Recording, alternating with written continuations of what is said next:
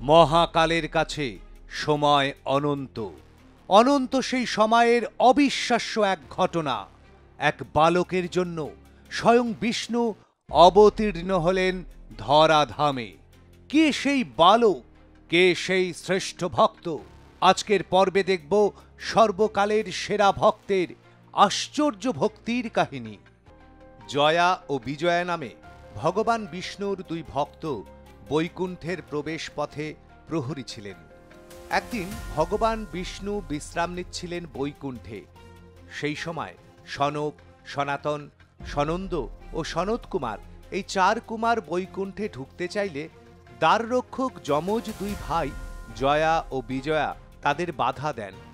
অত্যন্ত রেগে যায় চার কুমার। তারা মর্তে জন্মগ্রহণের অভিশাপ দেয় জয়া ও বিজয়াকে।